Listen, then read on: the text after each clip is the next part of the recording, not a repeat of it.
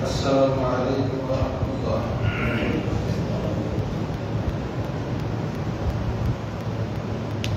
الحمد لله نحمده ونستعينه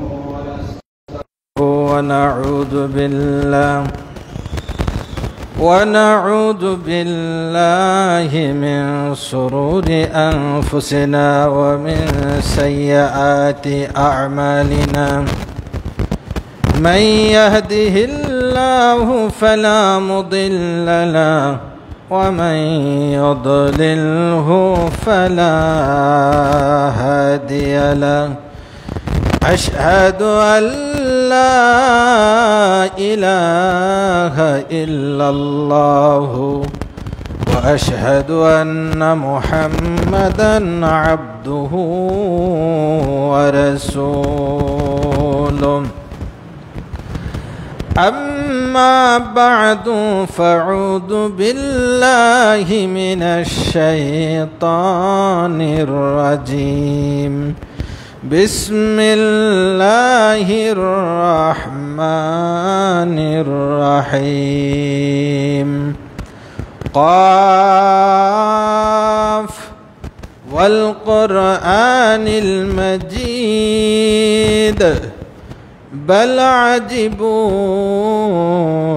أن جاءهم منذر منهم فقال الكافرون هذا شيء عجيب. بارك الله لنا ولكم في القرآن العظيم ونفعنا وإياكم بالآيات وذكر الحكيم.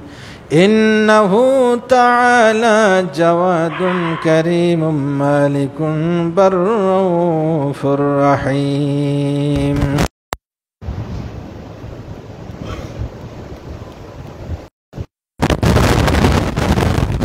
الحمد لله الذي لم يزل عالما قد يرى حيا قيما سميعا بصيرا. أشهد أن لا إله إلا الله وأشهد أن محمدا عبده ورسوله. أما بعد فأعوذ بالله من الشيطان الرجيم. بسم الله الرحمن الرحيم.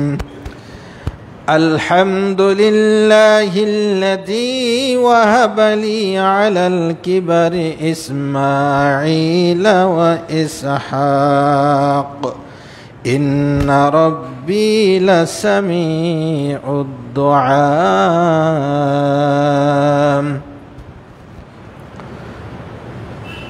যাবতীয় প্রশংসা নিবেদন করছি আল্লাহ সুবহানাহু ওয়া তাআলার জন্যে, যে রব্বুল আলামিন আমাদের দয়া করে মায়া করে সালাতুল জুমা আদায়ের লক্ষ্যে অত্র বাইতুল ফালাহ জামে মসজিদে জমায়েত হওয়ার তৌফিক দান করেছেন।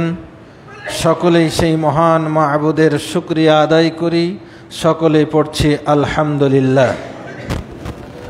দরুদ পেশ করছি তাঁরই প্রেরিত মহামানব, বিশ্ব মানবতার মুক্তির দিশারি বিশ্বনবী মুহাম্মদুর রাসূলুল্লাহ সাল্লাল্লাহু তাআলা আলাইহি সাল্লাতু সালামের প্রতি। সম্মানিত মুসল্লি কিরাম, আমরা সন্তান প্রতিপালন বিষয়ে ধারাবাহিক আলোচনা করছি। আজকে পঞ্চম পর্ব আলোচিত হবে ইনশাআল্লাহ। আরবি যে মাস 1447 হিজরি সনের আজকে 11ই রবিউল আউয়াল। আমরা সাধারণত প্রতি বছর এ মাসে বিশ্বনবী মুহাম্মদ সাল্লাল্লাহু আলাইহি ওয়াসাল্লামের সিরাত নিয়ে আলোচনা করে থাকি এবং বিস্তারিতভাবে ইতিপূর্বে বলেছি। লম্বা সময় ধরে আমরা হযরত আদম আলাইহিস সালাম থেকে শুরু করে বিশ্বনবী মুহাম্মদ সাল্লাল্লাহু আলাইহি সাল্লামের ব্যাপারে আল্লাহ তাআলা কোরআনুল হাকিমে কি মেসেজ দিয়েছেন, আমরা কোরআন এবং সহিহ হাদিসের আলোকে নবীদের জীবনী আমরা ইতিপূর্বে আলোচনা করেছি। আজকে যেহেতু ভিন্ন একটা ধারাবাহিক চলছে, এ বিষয় নিয়ে কোনো কথা বলবো না, শুধু এতটুকুই বলবো, আমাদের দেশে 12ই রবিউল আউয়াল সরকারিভাবে ছুটি ঘোষণা করা হয় এবং বিশ্বনবী মুহাম্মদ সাল্লাল্লাহু আলাইহি সাল্লামের জন্মদিন ঈদ মিলাদুন্নবী পালন করা হয়। আমরা দুর্ভাগা যে আমরা এমন একটা দেশে বাস করি, এমন একটা দেশে আমাদের জন্ম হয়েছে যে আমরা রাসূল সাল্লাল্লাহু আলাইহি সাল্লামের আনিত পালিত বিষয়গুলোকে খুব একটা মূল্যায়ন করি না, বরং আমার পীর সাহেব, আমার মুরব্বী, আমার আকাবির কি করেছেন সেগুলোকে আমরা অনেকাংশে প্রাধান্য দিয়ে থাকি। বিশ্বনবী মুহাম্মদ সাল্লাল্লাহু আলাইহি সাল্লামে 40 বছর বয়সে নবী হলেন, 63 বছর বয়সে তিনি দুনিয়া থেকে ওফাত গ্রহণ করলেন। রাসূল সাল্লাল্লাহু আলাইহি সাল্লামের ওফাতের পরে সাহাবায়ে কিরামগণ দীর্ঘ সময় বেঁচে ছিলেন। খোলাফায়ে রাশিদিন, যাদের যুগকে অনুসরণ করতে আল্লাহ তাআলা রাসূল সাল্লাল্লাহু আলাইহি সাল্লাম দৃঢ়ভাবে বলেছেন এবং বলেছেন আদু আলাইহা বিন নওয়াজিজ, দাঁত দিয়ে কামড়ে ধরে থাকো খোলাফায়ে রাশিদিনের নীতি আদর্শকে। রাসূল সাল্লাল্লাহু আলাইহি সাল্লাম এবং খোলাফায়ে রাশিদিন এবং সাহাবায়ে কিরাম রিদওয়ানুল্লাহি আজমাইন কখনোই রাসূল মুহাম্মদ সাল্লাল্লাহু আলাইহি সাল্লামের জন্মদিন ঘটা করে পালন করেননি, করতে বলেননি। এর আরেকটা কারণ হলো যে রাসূল মুহাম্মদ সাল্লাল্লাহু আলাইহি সাল্লামের জন্ম কয় তারিখে, এটা নিয়েই লম্বা মতপার্থক্য আছে এবং এই 12 রবিউল আউয়ালটা একটা দুর্বলতম মত, যেটা আমাদের দেশে প্রসিদ্ধি লাভ করেছে। আমরা শুধু এতটুকুই বলবো, যে কাজ রাসূল সাল্লাল্লাহু আলাইহি সাল্লাম করেননি সেটাকে ফজিলতপূর্ণ মনে করে আমরা পালন করব না। হ্যাঁ, আমরা যেমন বছরের বাকি দিনগুলোতে রাসূল সাল্লাল্লাহু আলাইহি সাল্লামকে ভালোবাসি, রাসূল সাল্লাল্লাহু আলাইহি সাল্লামের প্রতি বছরের অন্য দিনে দুরূদ পড়লে, যেমন একবার দুরূদ পড়লে আল্লাহর 10টি রহমত পাওয়া যায়, ঠিক ওই নিয়তেই আল্লাহ রাসূল সাল্লাল্লাহু আলাইহি সাল্লামের প্রতি 12 রবিউল আউয়ালেও আমরা দুরূদ পেশ করব। রাসূল মুহাম্মদ সাল্লাল্লাহু আলাইহি সাল্লামের প্রতি দুরূদ পেশ করে আমরা আল্লাহর 10টি রহমত লাভ করতে চেষ্টা করব। আমাদের জন্য করণীয় হলো রাসূল সাল্লাল্লাহু আলাইহি সাল্লামের সিরাত, আদর্শ গ্রহণ করা। এটা একদিনে নয়, যতদিন বেঁচে আছি ততদিন রাসূল মুহাম্মদ সাল্লাল্লাহু আলাইহি সাল্লামের আদর্শ গ্রহণ করাটাই বুদ্ধিমানের কাজ এবং এটাই আল্লাহ সুবহানাহু ওয়া তাআলা সূরা হাশরের মধ্যে নির্দেশ দিয়েছেন, ওমা আতাকুমুর রাসূলু ফাখুজুহু ওমা নাহাকুম আনহু ফান্তাহু। রাসূল মুহাম্মদ সাল্লাল্লাহু আলাইহি সাল্লাম তোমাদের জন্য যা এনে দিয়েছেন আল্লাহর পক্ষ থেকে কোরআন, এবং তিনি যে আমাদের জন্য হাদিস রেখে গেছেন এটা গ্রহণ করতে হবে, এবং রাসূল সাল্লাল্লাহু আলাইহি সাল্লাম যা নিষেধ করে গেছেন সেটা বর্জন করতে হবে। এটা আল্লাহ তাআলার নির্দেশ। মহান আল্লাহ সুবহানাহু ওয়া তাআলা আমাদেরকে এই নির্দেশ বাস্তবায়ন করার তৌফিক দান করুন, আল্লাহুম্মা আমিন। আসি আমাদের নিয়মিত ধারাবাহিকে, সন্তান প্রতিপালন। এটা এজন্যই গুরুত্বপূর্ণ যে আমাদের মৃত্যুর পরে আমাদের এই সন্তান গালাই হবে আমাদের নাজাতের ওসিলা। কারণ সন্তান যখন পিতামাতার জন্য দান করে, দোয়া করে, এই দান এবং দোয়ার সওয়াব মাইয়েতের কবরে পৌঁছবে, তার আমলনামায় যুক্ত হবে। এটি সহিহ হাদিস দ্বারা প্রমাণিত। এজন্য আমরা আদর্শ সন্তান গঠন করে যাব।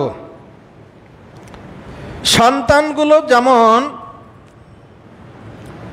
খারাপ না হয় যেন, এজন্য রাসূল সাল্লাল্লাহু আলাইহি ওয়াসাল্লামের তরিকা মতো সন্তান প্রতিপালন করতে হবে। এটা যেমন খারাপ দিকগুলো আছে, সন্তান যেন মাদকসেবী না হয়, বদমাশ না হয়, চাঁদাবাজ না হয়, মাদকসেবী না হয়, ইত্যাদি না হয়, এটা যেমন গুরুত্বপূর্ণ, আমাদের এটাও মাথায় রাখতে হবে আমার আপনার সন্তান যেন বিদআতি না হয়। আমরা অনেকেই বড় আরমান করে, বড় আশা করে সন্তানকে মানুষ করি, মনে করি একটা মাদ্রাসায় দিয়ে দিলাম। অত্যন্ত কষ্ট লাগে, হৃদয়ে রক্তক্ষরণ হয়। আমার আপনার মহল্লার ছেলে, আমার আপনার সন্তান, এমন একটাই মাদ্রাসায় দিয়েছেন যাচাই বাছাই না করে, তার আপাদ মস্তক বিদআত।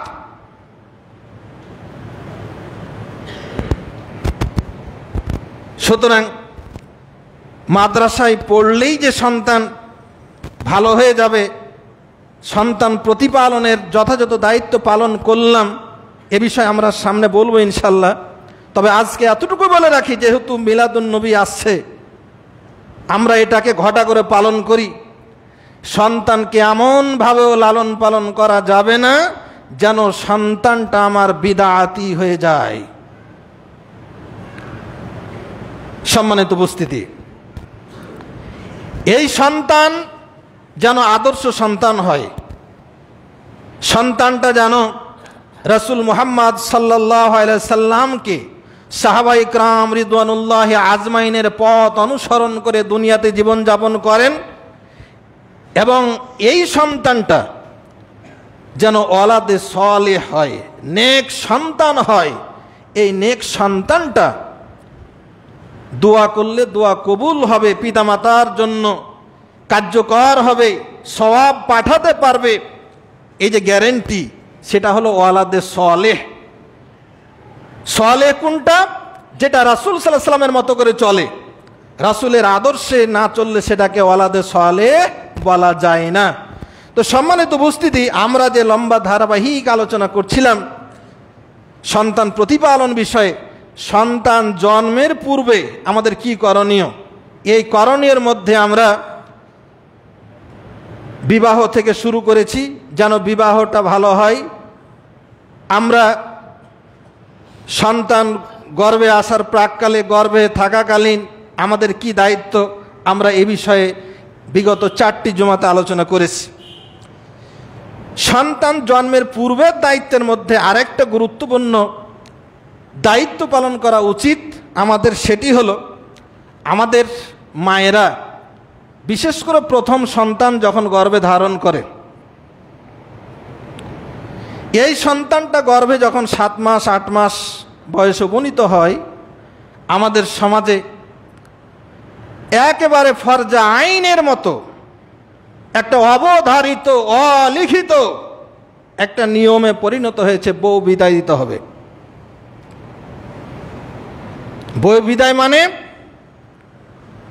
শ্বশুর বাড়ি থেকে ডিমান্ড করে, চাহিদা করে, বলে খাসি নিতে হবে, গরু নিতে হবে। শুধু গরু খাসি নয়, এমন একটা অবস্থা তৈরি হয়েছে, এই অনুষ্ঠানে যত খরচ হবে, চাল ডাল তেল মশলা, এমন কি আমার এলাকায় একটা ঘটনা আমি দেখেছি, একটা ম্যাচ দিয়ে পাঠায়নি, ওই যে খড়ি জ্বালবে এজন্য একটা গ্যাস লাইট বা একটা ম্যাচ, 2 টাকা দামের একটা ম্যাচ দেয়নি, এজন্য গন্ডগোল বেঁধে গেছে। নাউযুবিল্লাহি মিন যালিক। এই যে চাহিদা করে ডিমান্ড করে নিয়ে যদি কোনো পরিবার দিতে না পারে, এই গর্ভবতী মহিলাকে, গর্ভবতী মাকে মানসিক টর্চার করা হয়, মানসিক নির্যাতন করা হয়।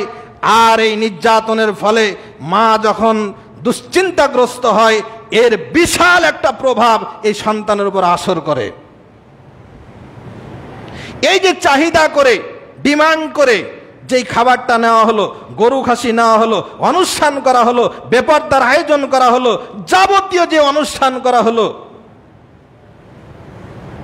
সম্পূর্ণরূপে নিষিদ্ধ। শরীয়তে এর কোনো অংশ নাই। বলবেন যেটা রেওয়াজ, হ্যাঁ রেওয়াজ, আপনি খাওয়াবেন, আপনি নিজে খাওয়ান, চেয়ে নিলেন কেন? এটা জুলুম। জুলুম মানে অন্যায়, অন্যায় মানে বাতিল। দলিল সূরা নিসার 29 নম্বর আয়াতে আল্লাহ সুবহানাহু ওয়া তাআলা বলেন, ইয়া আইয়ুহাল্লাযীনা আমানু লা তাকুলু আমওয়ালাকুম বাইনাকুম বিল বাতিল। হে ঈমানদারগণ, লা তাকুলু, তোমরা ভক্ষণ করো না, আমওয়ালাকুম বাইনাকুম বিল বাতিল, একে অপরের সম্পদ অন্যায়ভাবে, বাতিলভাবে কখনো ভক্ষণ করো না। একই কথা আল্লাহ তাআলা সূরা বাকারার 188 নম্বর আয়াতে বলছেন, ওয়ালা তাকুলু আমওয়ালাকুম বাইনাকুম বিল বাতিল, তোমরা একে অপরের সম্পদ বাতিলভাবে, অন্যায় করে, জুলুম করে তোমরা ভক্ষণ করো না।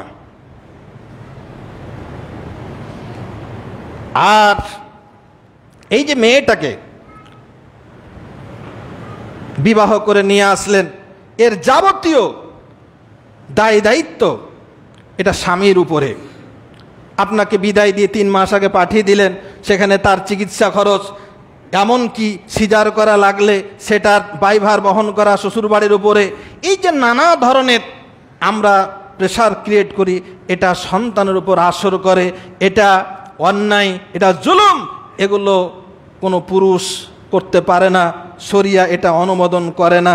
এই দায়িত্ব যে পুরুষের উপরে, শ্বশুরবাড়ির উপরে নয়, এটা আল্লাহ তাআলা সূরা নিসার 34 নম্বর আয়াতে বলেন, আর রিজালু কাওয়ামুনা আলান নিসা, পুরুষরা হলো নারীদের উপর কর্তৃত্বশীল, পুরুষ হলো অভিভাবক, স্বামী হলো দায়িত্বশীল স্ত্রীর উপরে।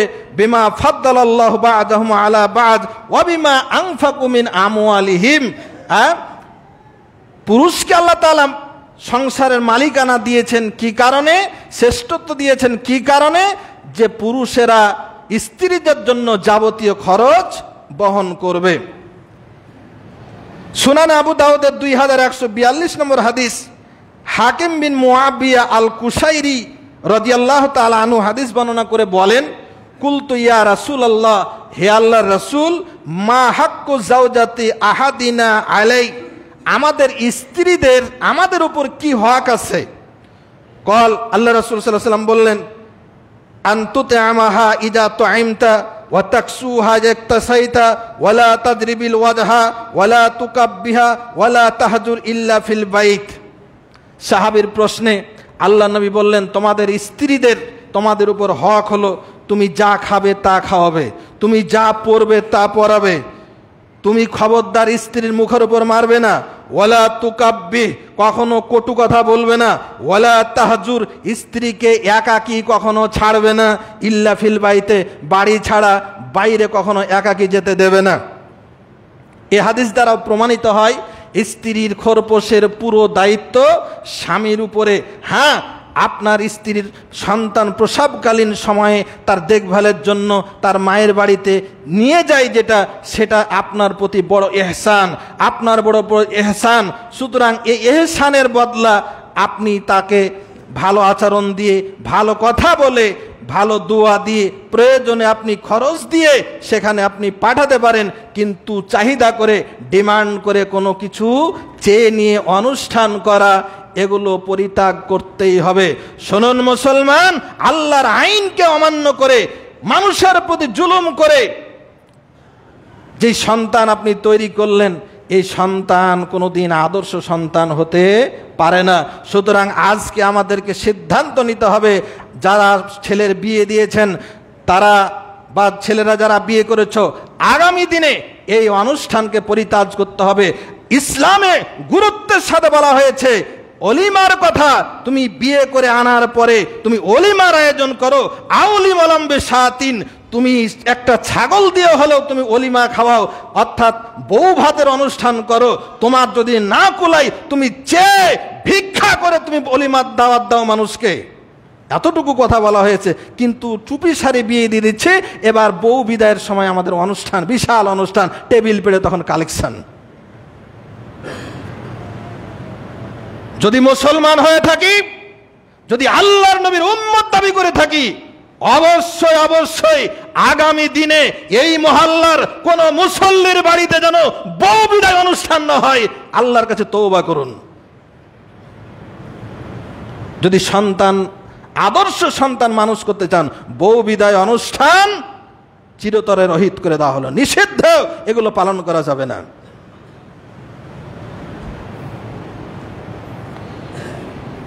সন্তান ভূমিষ্ঠ হলো, এই দ্বিতীয় পর্বে আপনার আমার করণীয় কি সন্তানের প্রতি?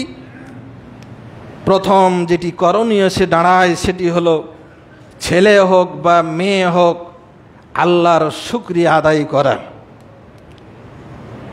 এমনও কুলাঙ্গার আছে, এমনও আল্লাহর দুশ্মন আছে, ছেলে সন্তান হলে খুশিতে অনেক মিষ্টান্ন বিতরণ করে, মানুষকে বলে। মেয়ে সন্তান হলে মুখ কালো করে। এমনকি একাধিক কন্যা সন্তান জন্মগ্রহণ করলে স্ত্রীর উপর নির্যাতন করা হয়, তালাক পর্যন্ত দেওয়া হয়, নানাবিধ অত্যাচার অনাচারের কথা আমাদের জানা আছে।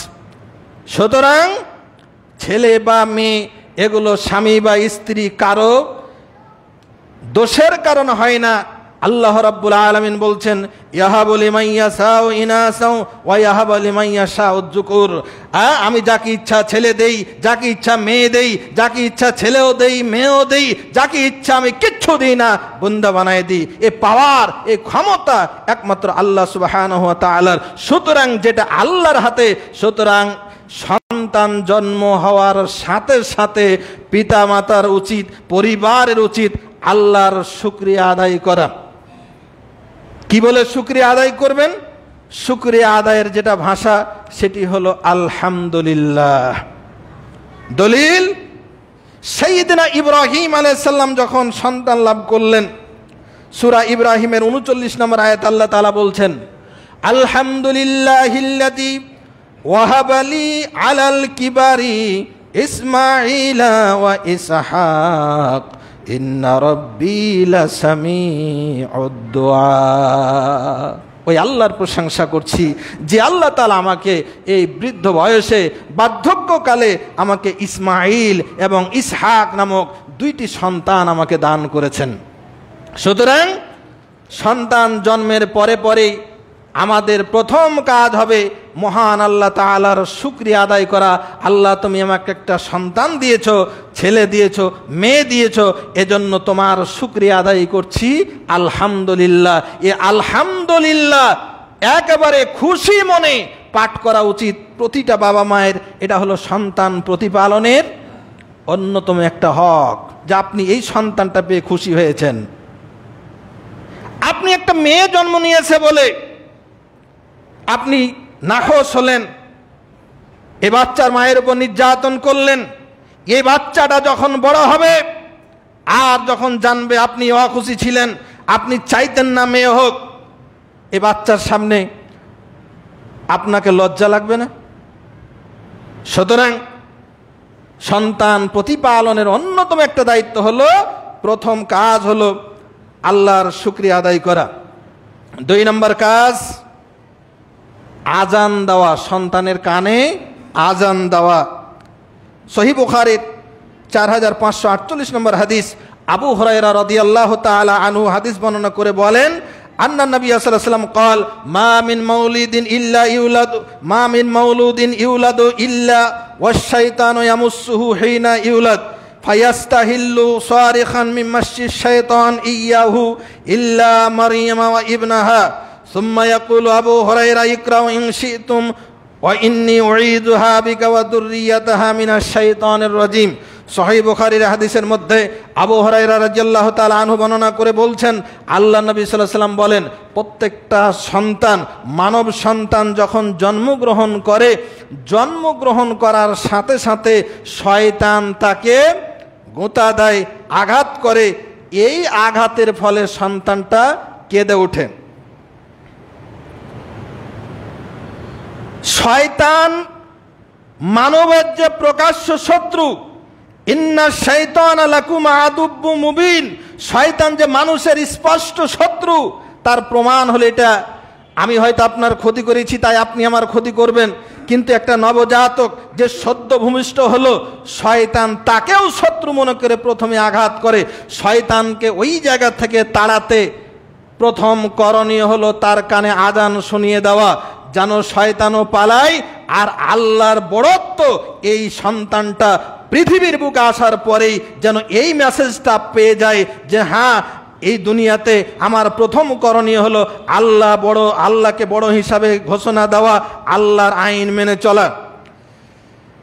এই শয়তান শুধুমাত্র মরিয়াম আলাইহিস সালাম এবং তার পুত্র ঈসা আলাইহিস সালামকে আঘাত করতে পারে নাই। এজন্য আবু হুরায়রা রাদিয়াল্লাহু তাআলা আনহু বলেন, ইকরাউ ইন শিতুম, যদি তোমরা মনে করো তাহলে পাঠ করতে পারো সন্তান জন্মের পরে। মারিয়াম আলাইহিস সালাম যে দোয়াটা পড়েছিলেন, এই দোয়াটাও তোমরা পড়তে পারো। এটা আবু হুরায়রা রাদিয়াল্লাহু তাআলা আনহু বলছেন। মারিয়াম আলাইহিস সালাম কি বলেছিলেন? মারিয়াম আলাইহিস সালামের মা কি বলেছিলেন? ওয়া ইন্নী উঈযুহা বিকা ওয়া যুররিয়াতাহা মিনাশ শাইতানির রাজীম। এই দোয়াটা আমরাও পড়তে পারি। আবু হুরায়রা রাদিয়াল্লাহু তাআলা আনহু তিনি সাজেস্ট করেছেন, তিনি পরামর্শ দিয়েছেন উম্মতকে যে তোমাদের সন্তান জন্মের পরে এই দোয়াটা পড়বে, ওয়া ইন্নী উঈযুহা বিকা ওয়া যুররিয়াতাহা মিনাশ শাইতানির রাজীম। তাহলে শয়তানকে তাড়ানোর জন্য আল্লাহর বড়ত্ব এই বাচ্চার সামনে প্রথম কথাটাই, প্রথম মেসেজটাই দেওয়ার জন্য তার কানে আজান দিতে হবে। আজান যে দিতে হবে তার প্রমাণ কোথায়? আবু দাউদ শরীফের 5105, তিরমিজির 1514, মিশকাতের 4157 নম্বর হাদিসে বর্ণিত হয়েছে। আবু রাফি রাদিয়াল্লাহু তাআলা আনহু হাদিস বর্ণনা করে বলেন, রাআইতু রাসূলুল্লাহ সাল্লাল্লাহু আলাইহি ওয়াসাল্লাম আযানা ফি উযুনিল হাসান ইবনে আলী হিনা ওয়ালাদাতুহু ফাতিমা বিস-সালাহ।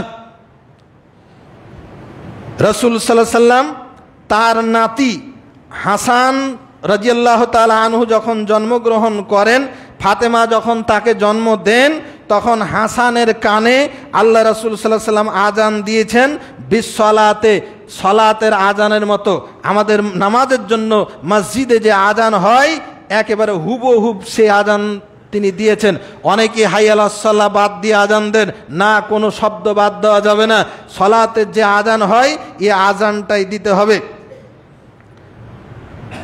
জোরে দিতে হবে এমনটি নয়, অন্তত সন্তানের ওই নবজাতকের কানে যেন পৌঁছে এতটুকু আওয়াজ দিয়ে আজান দিতে হবে।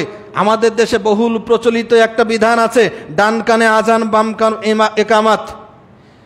এই ডান কানে আজান বাম কান একামতের হাদিস একটা আছে মুসনাদে আলী ইয়ালা এর 6780 নম্বর। এই হাদিসটি পুরোপুরি জাল, ভিত্তিহীন। সুতরাং সহি হাদিস দ্বারা প্রমাণিত হলো সালাতের আজান দেওয়া। সুতরাং শুধু আজানটাই প্রযোজ্য, আজান আর একামাত দুইটা প্রযোজ্য নয়। সুতরাং আমাদের করণীয় হলো সন্তান প্রতিপালনের অন্যতম একটা বিষয় হলো ডান কানে আজান, ডান বাম বলে নেই, সন্তানের কাছে গিয়ে আজান দেওয়া। এখন ডান কানে যদি আজান, বাম কানে যদি একামত দেই, তাহলে যেই হাদিস রাসূল সাল্লাল্লাহু আলাইহি ওয়াসাল্লাম বলেননি, যারা হাদিসকে জাল করেছে, এই জাল চচ্চর আলেম নামের কলঙ্ক যারা, এদেরকে আপনি প্রমোট করলেন। আল্লাহ রাসূল মুহাম্মদ সাল্লাল্লাহু আলাইহি ওয়াসাল্লামের উপরে তাকে এই জালিয়াতকে প্রাধান্য দিলেন। আর রাসূলুল্লাহ সাল্লাল্লাহু আলাইহি সাল্লামের বাইরে গিয়ে কোনো জাল জুয়াচ্চর আলেম হোক, পীর হোক, দরবেশ, তাকে প্রাধান্য দেওয়া মানে আপনি রাসূলুল্লাহ সাল্লাল্লাহু আলাইহি সাল্লামের উম্মত থেকে খারিজ হয়ে গেলেন। সুতরাং সন্তান জন্মের পরেই প্রথম করণীয় হলো আজান দেওয়া। আজকের অধিকাংশ বাচ্চা মেডিকেলে, ক্লিনিকে জন্ম হয় বলে এই আমলটা রহিতের পথে, এই আমলটা রহিতের পথে। ক্লিনিকে আজানগুলো দেওয়ার পরিবেশ থাকে না।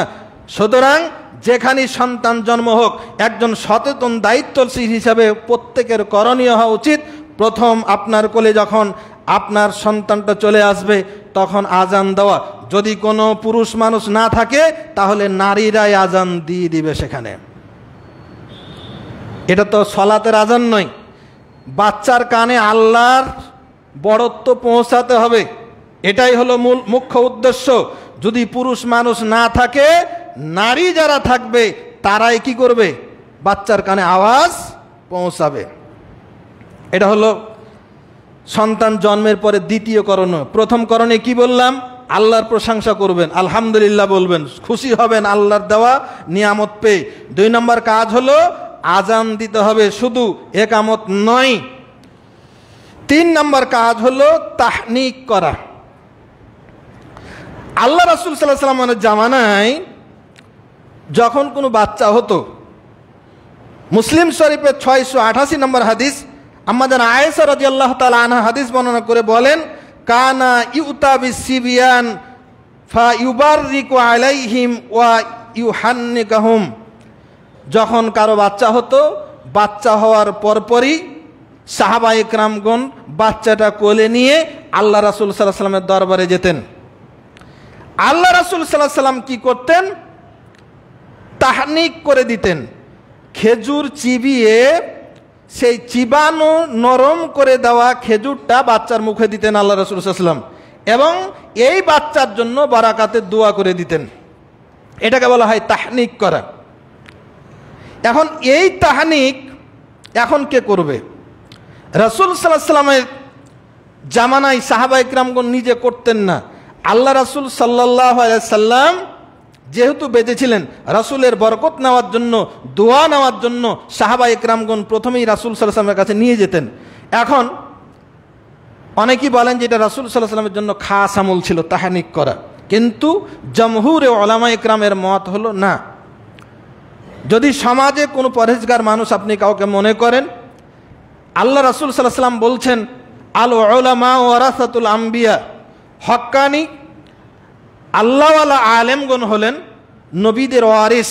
সুতরাং এমন পরহেজগার আল্লাহওয়ালা কোনো মানুষ যদি আপনার নজরে থাকে, আপনি তার কাছে আপনার বাচ্চাকে নিয়ে যেতে পারেন, অথবা তাকে ডেকে নিয়ে তাহনিক করাতে পারেন এবং তার কাছে সন্তানের জন্য দোয়া চাইতে পারেন, তিনি তার জন্য দোয়া করবেন। এখন যদি মনে হয় যে না, এগুলো মৌলভী সাহেব দিয়ে আমার কাম নাই, তা আপনি নিজে আল্লাহর বড় ওলি হন না কেন? প্রত্যেকে আল্লাহওয়ালা হন না কেন? নিজেকে আল্লাহর ওলি মনে করতে পারেন না কেন? আমরা প্রত্যেকেই যদি মনে করি যে না, আমার সন্তানের জন্য আমি বারাকাতের দোয়া করব, আপনি একটু খেজুর চিবিয়ে, মিষ্টান্ন কিছু চিবিয়ে সন্তানের মুখে দিয়ে দেবেন। আমাদের বিজ্ঞান বলছে যে প্রথমে শাল দুধ খাওয়াতে হবে। এখন শাল দুধের আগে তাহনিক করবেন না পরে করবেন, হাদিসে কথা বলা নেই। বিজ্ঞান যেহেতু বলছে শাল দুধ খাওয়ান, তাহলে প্রথমে মায়ের দুধ খাইয়ে নেন, তারপরে তাহানিক করেন। এখানে শরীয়তের তেমন কোনো লঙ্ঘন হবে না। তাহানিক করাতে হবে, অর্থাৎ পরহেজগার মানুষদের কাছ থেকে দোয়া নিতে হবে, এটাই হলো বিধান। চতুর্থ যে কাজটি হলো, মা যখন সন্তানকে প্রথম দুধ পান করাবেন, তাহানিক করার আগে খাওয়ান বা পরে খাওয়ান, যেটা শাল দুধ, প্রথম দুধ যেটা খাওয়ানো বলি, এই দুধ খাওয়ানো থেকে শুরু করে যতদিন দুধ পান করাবেন, আমাদের মায়েরা এ আমল করেন না। প্রত্যেকটা মাকে বাড়িতে গিয়ে মেসেজটা দিবেন, অনলাইনে যারা আমার খুতবা শুনেন তারাও শুনে রাখবেন, দুধ বাচ্চার মুখে দেওয়ার সাথে সাথে তিনি বিসমিল্লাহ বলবেন। নিজে খাওয়ার সময় যেমন বিসমিল্লাহ বলতে হবে, সন্তানের মুখে স্তন্য দেওয়ার সাথে সাথে বিসমিল্লাহ বলে মুখ দেওয়াবেন। কারণ বিসমিল্লাহ যদি বলে না খাওয়ান, তাহলে সন্তানের সাথে শয়তানে খাবে, হুযায়ফা রাদিয়াল্লাহু তাআলা আনহু বলেন, সহিহ মুসলিমের 5154 নম্বর হাদিস, ইন্না শাইতানা ইয়াস্তাহিল্লুত তাআম আল্লা ইযকারা ইসমুল্লাহি আলাইহি, যেই খানা খাওয়ানোর সময় আল্লাহর নাম স্মরণ করা হয় না, ওই খানাটা খাওয়া শয়তানের জন্য হালাল হয়ে যায়। আপনি সন্তানকে বাচ্চার মুখে লাগালেন, বিসমিল্লাহ বললেন না, আপনার বাচ্চা যা খাবে শয়তান বেশি খাবে, ওটা হালাল হয়ে যায়, শয়তান খাবেই খাবে, কারণ আপনি বিসমিল্লাহ বলেননি। আর যদি বিসমিল্লাহ বলে দেন, শয়তান দাঁড়িয়ে বলবে এখানে আমার কোনো চান্স নাই, শয়তান তোরা কে কোথায় আছিস চলে যায়, এখানে চান্স নাই। এ বাড়ির মাটা বড় বরকতময় মা, আল্লাহর নাম স্মরণ করেছে। সুতরাং এটা হলো অন্যতম করণীয় সন্তান প্রতিপালন বিষয়ে। আরেকটি বেশি করণীয়, সেটি হলো সন্ধ্যার সময় শিশুকে বাড়ির বাইরে ঘরের ছাদে নিয়ে যাবেন না। এই যে বাচ্চারা রাত্রে কাঁদে, অনেক যে সমস্যা হয়, একেবারে সেই হাদিস দ্বারা প্রমাণিত, মাগরিবের সূর্য ডুবার প্রাককালে, সূর্য ডুবার কিছু সময় ঘণ্টাখানিক পর্যন্ত এই সময়টাকে বাচ্চাকে বাইরে নিয়ে যাবেন না। সহিহ বুখারীর 5623, মুসলিম শরীফের 5368, মিশকাতের 4294 নম্বর হাদিসে পাওয়া যায়। জাবের রাদিয়াল্লাহু তাআলা আনহু হাদিস বর্ণনা করে বলেন, আল্লাহ রাসূল সাল্লাল্লাহু আলাইহি ওয়াসাল্লাম বলছেন, ইদা কানা জিনা হাল্লাইল আও আমসাইতুম, যখন সন্ধ্যা ঘনিয়ে আসে, ফাকুফু সিবিয়ানাকুম, তোমাদের বাচ্চাদেরকে তোমরা আবদ্ধ করে রাখো, ঘরের মধ্যে আটকে রাখো, মানে বাড়ির মধ্যে রাখো, বাইরে যেতে দিও না, বাইরে নিয়ে যেও না। ফাইন্না শায়তানা ইয়ান্তাশিরু হিনাইজিন, কারণ সে সময়ে শয়তান সদল বলে ছড়িয়ে পড়ে, যে যেখানে আছে তাদের বের হওয়ার মোক্ষম সময় সেটা ওই সময় বেরিয়ে পড়ে। ফাইজা জাহাবা সাআতাম মিনাল লাইলি ফাখাল্লুহুম, এরপরে যখন কিছু সময় ঘণ্টাখানিক সময় চলে যায়, তখন তোমরা বের হতে পারো প্রয়োজনে। ওয়াগলিকুল আবওয়াবা ওয়াজকুরু ইসমাল্লাহি, এবং বাড়ির দরজা বিসমিল্লাহ বলে বন্ধ করে দাও। ফাইন্না শাইতানা লা ইফতাহু বাবান মুগাল্লাকান, কারণ যেই দরজা বিসমিল্লাহ বলে বন্ধ করা হয়, ওই ঘরে কোনোদিন শয়তান প্রবেশ করতে পারে না। ওয়াজকুরু ইসমাল্লাহ ফাইন্না ওয়াআউকু কিরাবাকুম ওয়াজকুরু ইসমাল্লাহি আলাইহি, যে পাত্রে খাবে এ পাত্রটাকে তোমরা আল্লাহর নাম করে বন্ধ করে দিবে, ঢেকে রাখবে। ওয়া খাম্মারু আনিয়াতাকুম, তোমার পানীয় পাত্রটাকে ঢেকে রাখবে আল্লাহর নাম করে। এরপরে ওয়াতফিউ মাসাবিহাকুম, এবং ঘুমানোর সময় ঘরের বাতি বন্ধ করে দেবে। এখানে কয়েকটা নির্দেশ দেওয়া হলো, পাত্র ঢেকে রাখতে হবে, দরজা বন্ধ করতে হবে বিসমিল্লাহ বলে, পাত্র ঢাকতে হবে বিসমিল্লাহ বলে, এবং ঘরের লাইট বন্ধ করে ঘুমাতে হবে। এটাই শরীয়তের নির্দেশ। তাহলে শয়তান এই বাচ্চাটার কোনো ক্ষতি করতে পারবে না।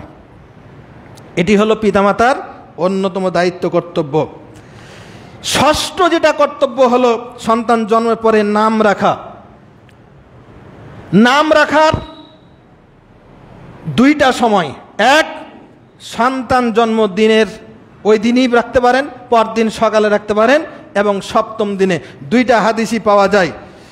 আবু দাউদ শরীফের 4948 নম্বর হাদিস, আবু দারদা রাদিয়াল্লাহু তাআলা আনহু বর্ণনা করে বলছেন, ক্বালা রাসূলুল্লাহ সাল্লাল্লাহু আলাইহি ওয়াসাল্লাম, ইন্নাকুম তুদআউনা ইয়াউমাল কিয়ামাতি বিআসমাইহিম ওয়া আসমাই আবাইহিম ফাহসিনু আসমাকুম, কিয়ামতের দিন আল্লাহ তাআলা তোমাদেরকে তোমাদের নাম ধরে, তোমাদের বাপের নাম ধরে ডাকবেন। সুতরাং সন্তানের নাম ভালো নাম রাখো, ভালো অর্থবহ সুন্দর নাম একটা চয়েস করতে হবে। সন্তান যখন গর্বে তখন মনে মনেই আপনারা ভালো বাছাই করবেন, যারা অর্থ বুঝে তাদেরকে রাখবেন। অনেক কোরআনে থাকলেই রাখা যাবে তা নয়, এমন কি ভালো মনে হলেও, যেমন আল্লাহ রাসূল সাল্লাল্লাহু আলাইহি ওয়াসাল্লাম একজনের নাম রাখলেন বাররা, বাররাটাকে চেঞ্জ করে দিলেন, যে না, বাররা মানে বরকতময়, পুণ্যবতী। একজন পিতামাতা তার মেয়ের নাম রেখেছে বাররা, পুণ্যবতী। আল্লাহ রাসূল বললেন, লা তুযাক্কু আনফুসাকুম, নিজেকে নিজে পবিত্র মনে করো না, আল্লাহ যাকে ইচ্ছা পবিত্র করে। এ বাররা নামটা চেঞ্জ করে দিলেন। যেমন রহমত একটা নাম মনে করেন, এ নামগুলো রাখা ঠিক নয়। বাড়িতে রহমত আছে, কোনো রহমত নাই, বাড়িতে কি নাই, রহমত নাই। এই ধরনের মানে আল্লাহ রাসূল সাল্লাল্লাহু আলাইহি ওয়াসাল্লাম যেগুলো নিষিদ্ধ করেছেন এই নামগুলো থেকে বিরত থাকা উচিত। আলেমদের কাছ থেকে জেনে নাম চুজ করবেন এবং এই নামটা জন্মের দিনও রাখতে পারেন, সপ্তম দিনও রাখতে পারেন। আবু মুসা রাদিয়াল্লাহু তাআলা আনহু বর্ণনা করে বলছেন, সহিহ বুখারীর 5467 নম্বর হাদিস, উলিদ আলী গুলামুন, আমার একটা বাচ্চা হলো, ছেলে হলো, ফাতাইতু বিহিন নবী সাল্লাল্লাহু আলাইহি ওয়াসাল্লাম, আমি আল্লাহর নবী সাল্লাল্লাহু আলাইহি ওয়াসাল্লামের কাছে নিয়ে আসলাম, ফাসাম্মাহু ইব্রাহিম, আমার ছেলের নাম রেখে দিলেন ইব্রাহিম, ওয়া হান্নাকাহু বেতামারাতিন, খেজুর চিবিয়ে আল্লাহ রাসূল তাহানিক করলেন, ওয়া দাআলাহু বিল বারাকা, এরপরে আমার ছেলের জন্য বরকতের দোয়া করলেন, ওয়া দাফাহু ইলাইয়া, এরপর আমার কোলে ফিরিয়ে দিলেন। তার মানে জন্মের দিনেই আবু মুসার ছেলের নাম আল্লাহ রাসূল রেখেছেন। আর একটা হাদিস আছে সহিহ বুখারীর 5470 নম্বর হাদিস, আবু তালহা রাদিয়াল্লাহু তাআলা আনহুর যখন দ্বিতীয় ছেলে হলো, ছেলে হওয়ার সাথে সাথে ওই ছেলেটাকে রাসূলের দরবারে নিয়ে যাওয়া হলো। রাসূল সাল্লাল্লাহু আলাইহি ওয়াসাল্লাম খেজুর চিবিয়ে তাহানিক করলেন এবং তার নাম রাখলেন আব্দুল্লাহ। এটা জন্মের দিনের ঘটনা। সপ্তম দিনের যে করণীয়টি হলো, আল্লাহ রাসূল মুহাম্মদ সাল্লাল্লাহু আলাইহি ওয়াসাল্লাম সপ্তম দিনে আকিকা দিতে বলেছেন, সপ্তম দিনে নাম রাখতে বলেছেন। সপ্তম দিনে বাচ্চার চুল নাড়া করে ওই চুল সমপরিমাণ চাঁদি রৌপ্য সাদাকা করতে হবে। এ বিধানগুলো যেহেতু সময় শেষের পথে আমি শুধু কোটেশন বলে দিচ্ছি। আবু দাউদের 2837 নম্বর হাদিসে পাবেন, এরপর আবু দাউদের 2835 নম্বর হাদিসে পাবেন, তিরমিজির 1519 নম্বর হাদিসের মধ্যে পাবেন। করণীয় হলো সপ্তম দিনে ছেলের জন্য 2টা, মেয়ের জন্য 1টা, খাসি বা দুম্বা ভেড়া দিয়ে আকিকা দিতে হবে, গরু দিয়ে আকিকা দেওয়া যাবে না। আল্লাহ রাসূল এ ধরনের কোনো নির্দেশনা দিয়ে যাননি। ভালো নাম রাখতে হবে এবং চুল নাড়া করে কি করতে হবে, ওটা পরিমাণ সাদকা করতে হবে চুলটা মেপে। যদি কোনো পরিবার কোনো ছেলের যদি সামর্থ্য না থাকে তাহলে ছেলের পক্ষে 1টা দেওয়া বৈধতা আছে। অনেকে 2টা দিতে পারবে না, তখন দেয় না, টোটালি না, আপনি একটা বকরি দিয়ে হলেও সামর্থ্য অনুযায়ী দিয়ে দেন। আমরা এই বাচ্চাটার, আমরা খাতনা বিষয় আগামী জুমায় বলবো ইনশাল্লাহ, এই বাচ্চাটার খাতনার অনুষ্ঠান আমরা বিশাল গরমের আয়োজন করছি, অথচ এই বাচ্চাটার জন্মের সময় আমরা কি করি নাই, আকিকা দিচ্ছি না। তাহলে আকিকা এটা পিতার প্রতি সন্তানের হক। এই সন্তান দায়বদ্ধ আবদ্ধ এই আকিকার সাথে মর্মে রাসূল সাল্লাল্লাহু আলাইহি ওয়াসাল্লাম বলেছেন। সুতরাং আকিকা দেওয়া, নাম রাখা, চুলকে নাড়া করে চুল পরিমাণ চাঁদি সাদকা করা, এটা হলো অন্যতম একটা করণীয়। আরেকটি পয়েন্ট বলি, শেষ করব, সেটি হলো এই ভূমিষ্ঠ শিশু নিয়ে কিছু কুসংস্কার আমাদের আছে। এই কুসংস্কারগুলো বর্জন করতে হবে। যেমন কুসংস্কার হলো, যেই ঘরে মা সন্তান জন্ম দিল আমরা বলি এটা হলো আবশুদ্ধ ঘর। আবশুদ্ধ মানে অশুদ্ধ ঘর, মানে ঘরটা নাপাক, নাউযুবিল্লাহ মিন যালিক। যেই মা সন্তান জন্ম দিল তিনি, তার এই রক্ত যে পড়ছে এটাকে বলা হয় নিফাস। যতদিন নিফাস চলবে ততদিন তিনি সালাত সিয়াম পালন করবেন না। সালাত মাপ, সিয়াম পরবর্তীতে কাজা করবেন, এটা বিধান। কিন্তু তার জন্মের সাথে সাথে ঘরটাকে নাপাক করে দিলাম, এ এখতিয়ার, এ বিধান কে জারি করতে বললো? তো অথচ যুগ যুগ ধরে আমাদের সমাজে মনে করা হয় যে ঘরে সন্তান জন্ম দিল ওই বাড়িটাই অশুদ্ধ, ওই ঘরটা অশুদ্ধ, ওই ঘরে নামাজ পড়া যাবে না, নানান কিছু, ওই ঘরে গেলে অকল্যাণ হবে। অনেকে বলেন না, আবশুদ্ধ বাড়িতে গেলে, আবশুদ্ধ ঘরে গেলে আমার ক্ষতি হবে, নাউযুবিল্লাহ মিন যালিক। এই বিশ্বাস যে করবে সে শিরকের পাপ করবে। এই বাচ্চা টিক দেওয়া, কাজলতি দিয়ে কি করা, মাথা মধ্যখানে টিপ বা বড় টিপ, এইগুলো কুলক্ষণ, এগুলো করা যাবে না। এমন কি অনেক নানি দাদি আছে গোবরের টিপ দেয়। এইগুলো থেকে সন্তানকে হেফাজত করতে হবে। সন্তান কাঁদাকাটি করে, এজন্য অনেকেই তাবিজ ঝোলায়, বিভিন্ন লাল সুতা, কালো সুতা, সাদা সুতা, মিশ্রিত সুতাকে গিরা মেরে মেরে বাচ্চার গলায় ঝোলায়, অনেকে তাবিজ ঝোলায়, ইত্যাদি ঝুলানো যাবে না। এগুলো শিরক, এগুলো শিরক। অনেকেই মনে করে নবজাতক হলো ফেরেশতা তুল্য। না, সন্তানকে ফেরেশতার সাথে তুলনা করার কোনো প্রয়োজন নেই। এ ধরনের যত কিছু আছে এগুলো বর্জন করতে হবে, কুসংস্কার। কারণ সুনানে আবু দাউদের 3910 নম্বর হাদিস, আল্লাহ রাসূল সাল্লাল্লাহু আলাইহি ওয়াসাল্লাম বলছেন, আত্মীয়ারত শিরকুন, আত্মীয়ারত শিরকুন, আত্মীয়ারত শিরকুন। 3 বার আল্লাহ রাসূল বললেন এই কুসংস্কার হলো শিরক, এই কুসংস্কার হলো শিরক, কুসংস্কার হলো শিরক। এগুলো বর্জন করতেই হবে। আল্লাহ সুবহানাহু ওয়া তাআলা আমাদেরকে সন্তান জন্মকালীন এই অন্যায়গুলো থেকে, পাপগুলো থেকে বিরত থাকার তৌফিক দান করুন, আল্লাহুম্মা আমিন। সন্তান প্রতিপালনে পরবর্তী পদক্ষেপগুলো আমাদের কি হবে, কোরআন সুন্নাহ থেকে আমরা সামনে বয়ান দেওয়ার চেষ্টা করব ইনশাআল্লাহ। আল্লাহ সুবহানাহু ওয়া তাআলা আমাদের যে সন্তান আমরা লালন পালন করেছি, যা কিছু ভুল ত্রুটি করে ফেলেছি, এজন্য আল্লাহ তাআলার কাছে ক্ষমা চেয়ে বাকি জীবনের সন্তানকে যেন আল্লাহর পথে চালাতে পারি, এজন্য আল্লাহর কাছে সেই দোয়া করতে হবে। আমাদের সামনে যাদের সন্তান হওয়ার সম্ভাবনা আছে, যাদের ছেলে মেয়ে হবে, এই প্রক্রিয়ায় সন্তানকে যেন আমরা লালন পালন করতে পারি। আল্লাহ তাআলা তৌফিক দান করুন, আল্লাহুম্মা আমিন। আল্লাহ, তোমার কাছে ফরিয়াদ জানাচ্ছি রব্বুল আলামিন, তুমি আমাদের পুরো মানব সমাজকে, আমাদের সন্তানগুলোকে ওয়ালাদে সালেহ, নেক সন্তান হওয়ার তৌফিক দান করো। আল্লাহ, এই মানব গোষ্ঠী, সকল মানব গোষ্ঠীকে আল্লাহ তোমার দ্বীনের পথে পরিচালিত করো। 5 ওয়াক্ত সালাত, সিয়াম সহ যত আমল আছে এই আমলগুলো করার তৌফিক দান করো। বাতিলের পিছনে না ছুটে যারা আল্লাহর জমিনে আল্লাহর দ্বীনকে বাস্তবায়ন করতে চায় না, মানব রচিত আইন যারা বাস্তবায়ন করতে চায়, তাদের পিছনে থেকে ফিরিয়ে আনার তুমি তৌফিক দান করো। আল্লাহ, আমাদের ব্যক্তিগত জীবন, সামাজিক জীবন, রাষ্ট্রীয় জীবন, জীবনের সকল ক্ষেত্রে আল্লাহ তোমার দ্বীনকে প্রাধান্য দেওয়ার তৌফিক দান করো, আল্লাহুম্মা আমিন। রব্বুল আলামিন, বাইতুল ফালাহ জামে মসজিদকে তুমি কবুল করো। এই বাইতুল ফালাহ সহ তাম বিশ্বে যত মসজিদ মাদ্রাসা আছে সবগুলো কবুল করো। এগুলো যারা প্রতিষ্ঠা করেছেন, দান করেছেন, করছেন, করবেন, সকলকে এই দানগুলো নাজাতের জরিয়া বানিয়ে দাও, আল্লাহুম্মা আমিন। আমাদের মুসল্লি জনাব ইলিয়াস সাহেব, তিনি অসুস্থ, তার সন্তান পিতার সুস্থতার জন্য, অপারেশন পরবর্তী সুস্থতার জন্য দোয়াতে 500 টাকা দান করেছেন। আল্লাহ দান কবুল করো। আল্লাহুম্মা আযহিবিল বাস রাব্বান নাস ওয়াশফি আনতা শাফি লা শিফা ইল্লা শিফাউকা শিফা আল্লাহ ইউগাদিরু সাকামা।